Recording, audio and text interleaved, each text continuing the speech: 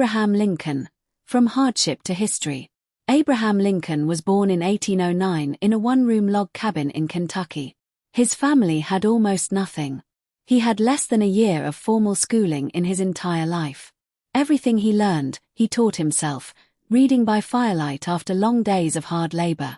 As a young man, Lincoln tried to build something of his own. He opened a store. It failed.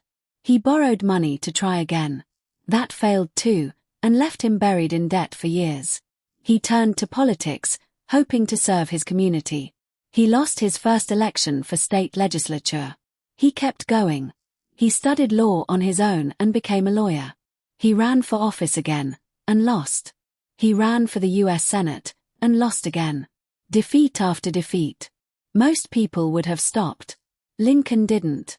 In 1860, he was elected President of the United States. But the moment he took office, the nation was already tearing itself apart. Southern states seceded rather than accept his leadership. Within weeks, the Civil War began, the bloodiest conflict in American history. Lincoln faced a choice that would define the country forever: hold the Union together and confront the question of slavery once and for all.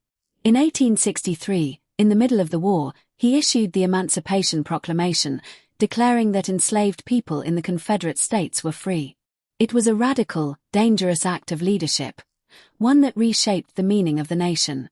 He believed, deeply, in a simple idea, that all people are created equal. He carried that belief through failed businesses, failed campaigns, and a war that threatened to destroy everything. In 1865, the Union was preserved. Slavery was abolished. But Lincoln did not live to see the nation fully healed. He was assassinated just days after the war ended. His life reminds us that failure is not the opposite of success, it's often the road to it.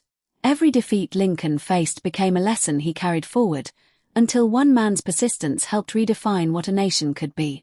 That is the power of never giving up.